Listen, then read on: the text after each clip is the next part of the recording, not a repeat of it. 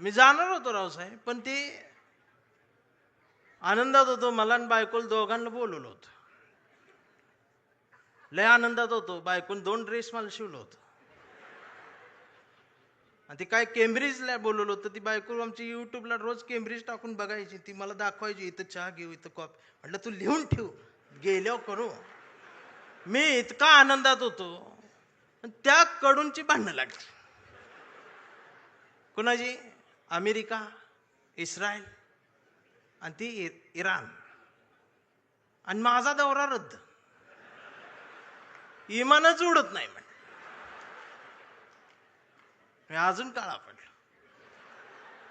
बर, भांडणं त्यांची आणि दंगा इथं. या सोशल मीडिया बघते, बघ आता अमेरिका असं करणार, इराण असं करणार, आता ट्रम्प काय गप बसतोय का, आमचं बी गेलंय, हे आलंय ते आलंय. 15 दिवस यांनी दंगा केला. जेव्हा यांच्या घरातला गॅस संपला,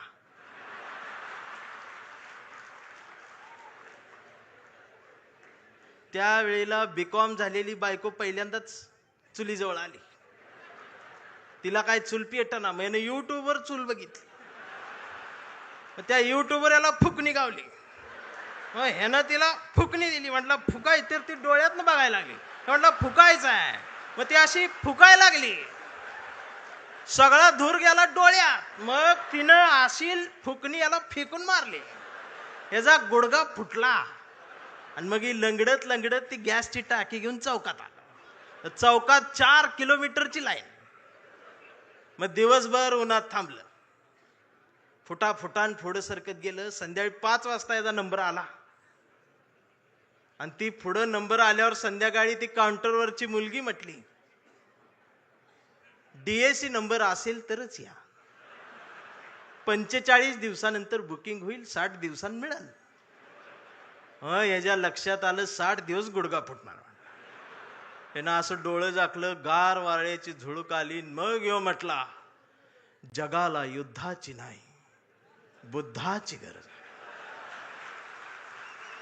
कधी चुलीत लाकडं गेल्या.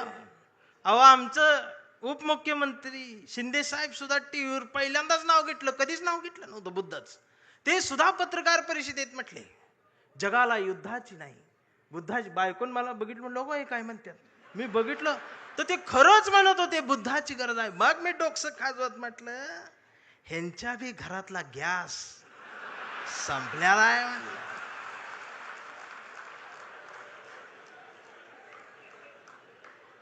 साधना आहे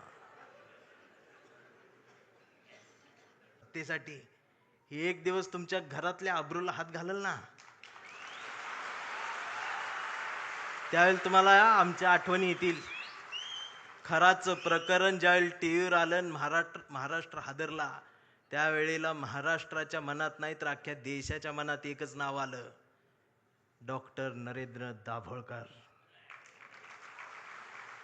खऱ्यापणाने लढणारी माणसं महाराष्ट्रात तेव्हाही होती, आजही आहेत, उद्याही असतील. आणि शिवसेना कायम खऱ्या माणसांसोबत मैदानात आहे. ती उद्याही राहणार आहे.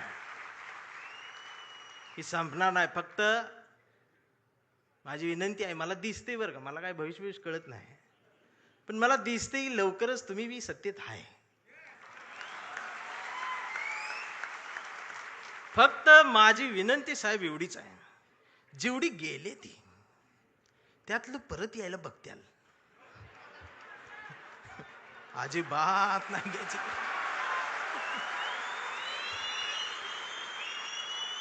पाया पडतेली येऊन. त्यांचं दुःख आहे हो, त्यांना तुम्ही शिव्या देऊ नका. मला माहित आहे, दररोज उद्घाटन करतात, दररोज सत्कार करतात, पण घरी गेल्यावर दार लावून रडतात. हे मग तर मलाच माहित आहे. दार लावून साहेबांचं नाव घेऊन रडतात. मी म्हणतोय त्यांना, मी येऊ खांदा द्यायला नको. मी काय भीत नाही, सत्तेला भीत नाही, पण मी एवढा आहे, मी माझी कविता घेऊन आलोय. पाखरांच्या चोची मधला घास व्हावी कविता, पहिला आणि शेवटचा श्वास व्हावी कविता, कोसळावेत थेंब भुईत मातीचा वास व्हावी कविता, उगवावा पिंपळ एक प्रवास व्हावी कविता, त्याच पिंपळाच्या सावलीला मानवतेचे गीत गाणारी बुद्ध व्हावी कविता, मी करावे पाखरांच्या हवाली तिला मग शुद्ध व्हावी कविता, हिंदूंच्या कंठामध्ये सलाम अलिकम सलाम व्हावी कविता, मुस्लिमांच्या भाळावरचा नाम व्हावी कविता, मंदिर मशीद बांधणाऱ्यांच्या कपाळाचा घाम व्हावी कविता, इंद्रायणीत तरलेला तुकाराम व्हावी कविता, आणि या देशाच्या मातीत विज्ञान पेरणारी अब्दुल कलाम ही व्हावी कविता. ही कविता प्रबोधनकार ठाकरेंच्या विचारांच्या वारसदारांकडूनच येऊ शकते. आमच्या लक्षात येत नाही. आम्ही कुणाजवळ जाऊन बसावं आणि कुठून उठून जावं, ह्याला ज्याला जमलं त्यालाच आयुष्य कळलं. जाणारच आहे ना एकदा तरी. काय राहणार आहे तुमचं? अख्ख्या महाराष्ट्राच्या मनावर राज्य करणारा, हृदयाच्या कप्प्यात बंद झालेला आमचा अजितदादा सारखा नेता अचानक गेलाच ना. काय नेलं सोबत? आणि दादा गेल्या दिवशी दुसऱ्या दिवशी कुटुंब शपथा घेत होतं पण मंत्रीपदाच्या. हा विनोद नाही, हा विनोद नाही, ही वेदना आहे, पर्याय नाही. काय राहते आमचं? आज कितीतरी अधिकारी भ्रष्टाचारात हे आहेत ते आहेत.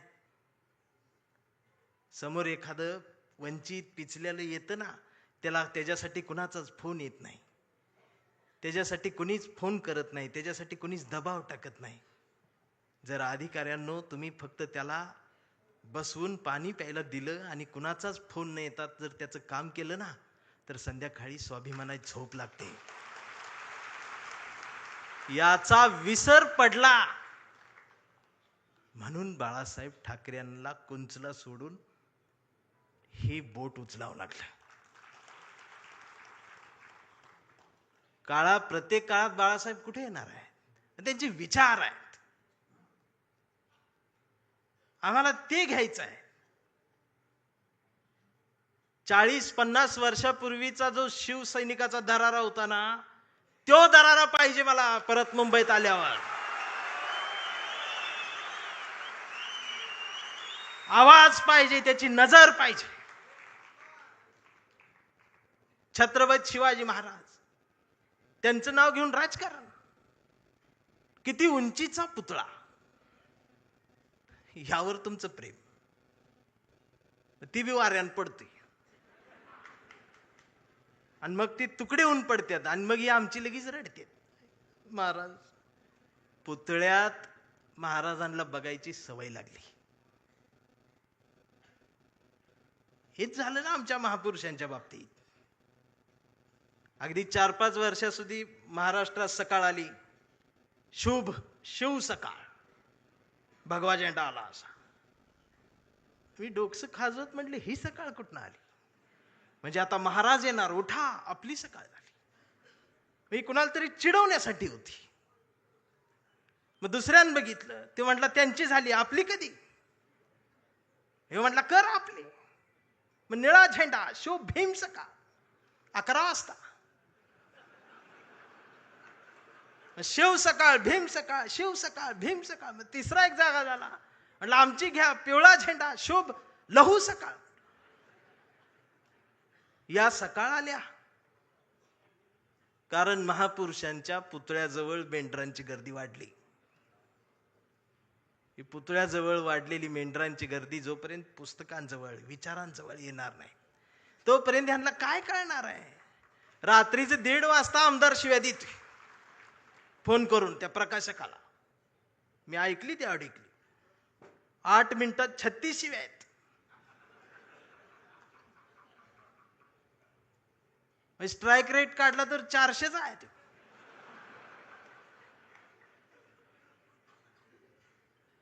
मला त्याचं वाईट नाही वाटलं, पण त्यांच्या घरी त्यांच्या मिसेस आहेत, आई आहे, मुलगी आहे, ही नीट बोलत असेल. आणि बाळासाहेब असते तर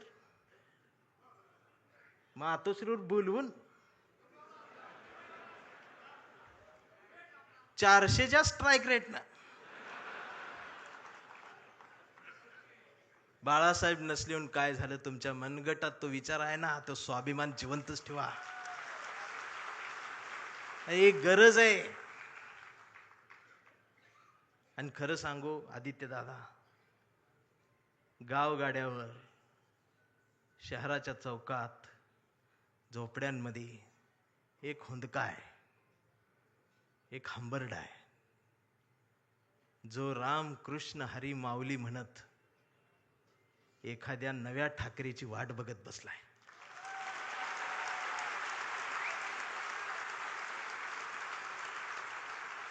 आणि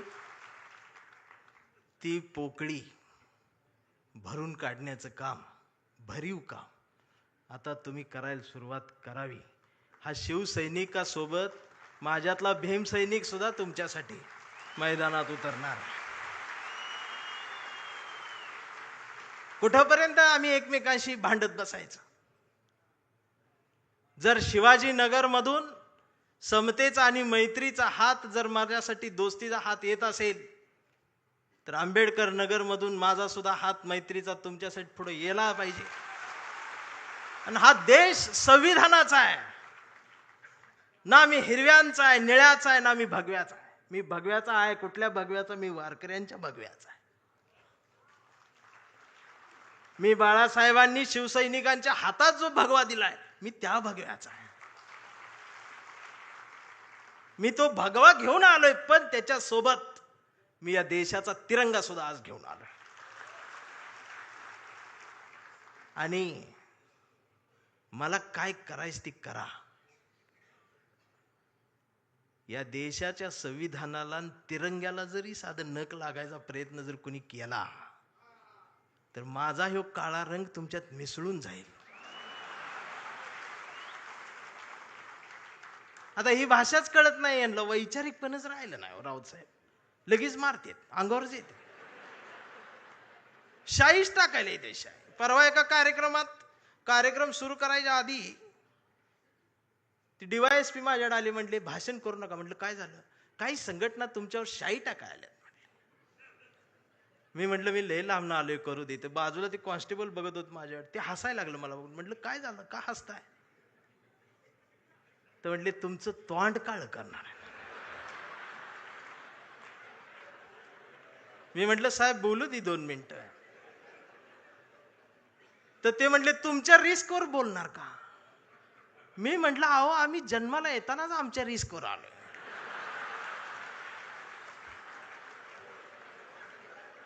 मी भाषणाची सुरुवात केली, म्हटलं जे कोणी शाई टाका आलेत त्यांना विनंती एवढी आहे, म्हटलं तुम्ही चुना आणा, अजून काय काळ करणार.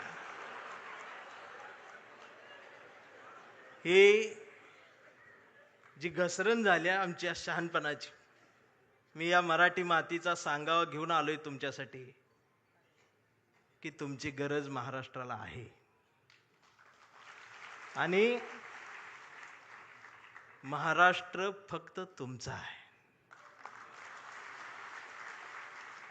मी आता जास्त वेळ घेणार नाही, कारण आता डरकाळ्या ऐकायच्या आहेत. मी एक कविता घेऊन थांबणार आहे, ज्या कवितेसाठी मला साहेबांनी बोलवले.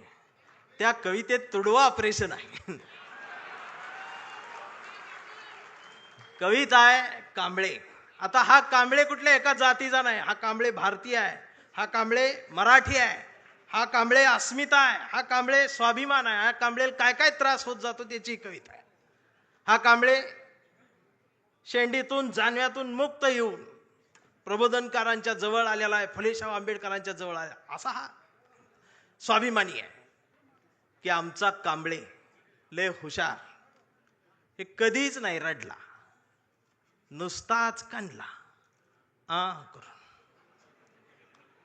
कांबळे शाळेत गेला, मास्तरनं फळ्यावर सरस्वती काढली. कांबळे शाळेत गेला, मास्तरनं फळ्यावर सरस्वती काढली, पण कांबळेनं पाटीवर सावित्री काढली. मग मास्तरनं चिडून कांबळेला असा तुडवला, असा तुडवला, असा तुडवला, पण कांबळे नाही रडला, नुसताच कांडला करून. कांबळे वयात आला, विशीत आला, मिशीत आला, कांबळे गुलाबी झाला आणि तिच्या प्रेमात पडला. मग तिनं विचारली त्याची जात. मग तिनं विचारली त्याची जात.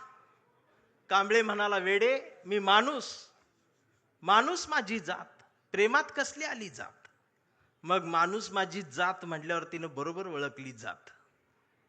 मग तिनं बी कांबळेला असाच तुडवला, असाच तुडवला. पण कांबळे बी हुशार, नाही रडला, नुसताच काढला हा करून. कांबळेचं लग्न ठरलं. घरचे म्हणाले मुहूर्त पहा. कांबळे म्हटला पटत नाही, प्रबोधनकार वाचा. नातेवाईक म्हणले सत्यनारायण. कांबळे म्हटला जमत नाही, फुले वाचा. भावकी म्हटली जागरण गोंधळ, बोकाट तरी कापा. कांबळे म्हटला पटतच नाही, गाडगे बाबा वाचा. मग घरच्यांनीच दार लावून कांबळेला असाच तुडवला, असाच तुडवला. पण कांबळे बी हुशार, नाही रडला, नुसताच काढला हा. इथं कोण शाई वगैरे लावा आले का? चुना ना. मग कांबळे अशा चळवळीत आला. सगळ्या चळवळी अशा गट तट फुटून बिटून गेले. कांबळेला वाईट वाटलं. कांबळे सगळ्यांना वाटला, सगळ्यांनी एकत्रित या, एकत्रित या, देश समजून घ्या, महाराष्ट्र समजून घ्या. दिवसभर बोंबलत राहिला. मग संध्याकाळी सगळे एकत्रित आले आणि एकत्रित येऊन आपल्याच कांबळेला, आपल्याच लोकांनी असाच तुडवला, असाच तुडवला. पण कांबळे बी हुशार, नाही रडला, नुसताच काढला. आणि आता कांबळे शिवसैनिक झाला.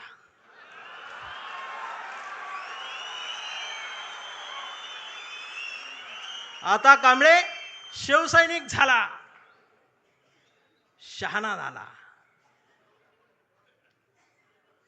आमदार झाला, खासदार झाला, मंत्री झाला.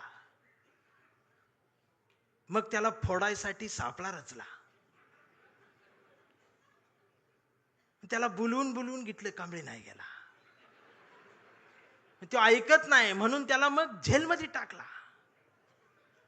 तिथं सुद्धा ईडीनं त्याला असा तुडवला. पण कांबळे तिथं बी नाही रडला, नुसताच काढला आणि असा भगवा फडकवत जेलमधनं बाहेर आला. अरे महाराष्ट्राच्या इतिहासातला सुवर्ण अक्षरांनी, सोनेरी अक्षरांनी लिहिणारा जाणार तो इतिहास आहे. तो शिवसैनिक ज्या वेळेला न झुकता बाहेर आला ना, तो नाद नाही आमच्या रावसाहेबांना, नादच नाही. आता कांबळे वयस्कर झाला. त्याच्या परवा ते सोशल मीडियावर येड झालेले. ते सोशल मीडियावर कोण आहे, निसर्ग चित्र येतं, त्याच्यावर लिहिलेलं असतं 70% डोळे बारीक करा.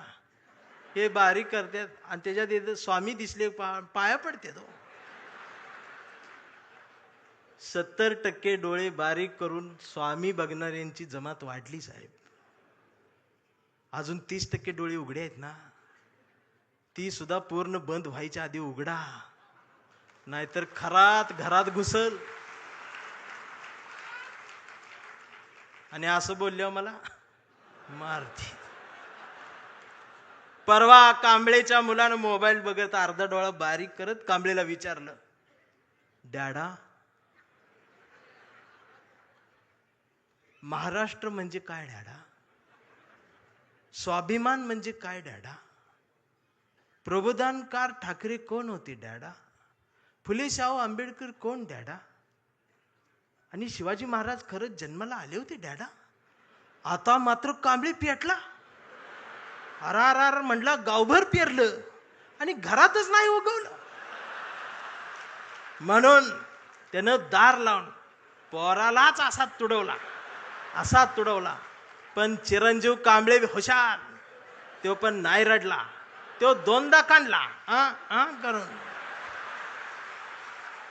मग याच्या लक्षात आलं डीएनए मधनं ही डबल जात. विचार ही स्वाभिमानातनच द्यायला लागत असतात. आणि आता कांबळे वेडा झालाय. कांबळे वेड्यांच्या दवाखान्यात आहे. व्यवस्थेने त्याला वेडा ठरवलंय. कांबळे वेड्यासारखं स्वाभिमान म्हणतो, कांबळे वेड्यासारखं निष्ठा म्हणतो, कांबळे वेड्यासारखं संघटन म्हणतो, कांबळे वेड्यासारखं मराठी म्हणतो, कांबळे वेड्यासारखं भारत म्हणतो, कांबळे वेड्यासारखं शिवराय ते भीमराय सांगतो. पण डॉक्टर सुद्धा कांबळेला श्वाक देऊन तुडवतायत. पण कांबळे नाही रडत, तो नुसताच कंथी करून. हा कांबळे जोपर्यंत जिवंत आहे तोपर्यंत शिवसेना जिवंत राहणार आहे.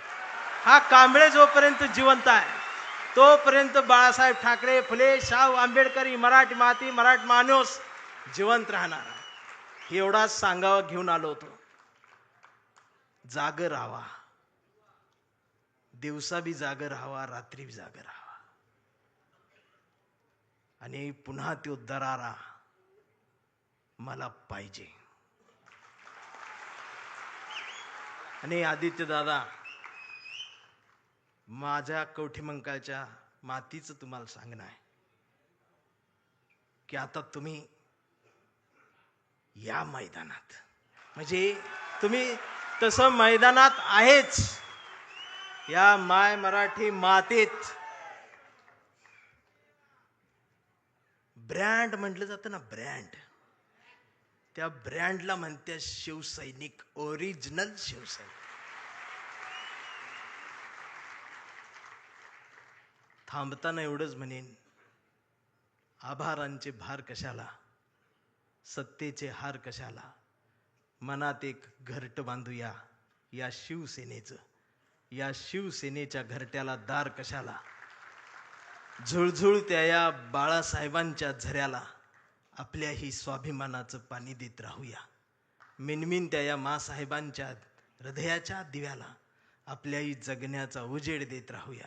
आणि जोपर्यंत ठाकरे घराणं आमच्या मनाला साथ घालत राहील त्याला आयुष्यभर असाच प्रतिसाद देत राहूया. मी राऊत साहेबांच्या स्वाभिमानाला वंदन करतो. तुमच्या सर्व शिवसैनिकांना मनापासून जय महाराष्ट्र करतो. थांबताना हुंदका दाटून येतोय. एवढ्या मोठ्या स्टेजवर, एवढ्या मोठ्या प्रबोधन पीठावर मला उभं करण्याची संधी तुम्ही दिलीत. मी आभारी आहे.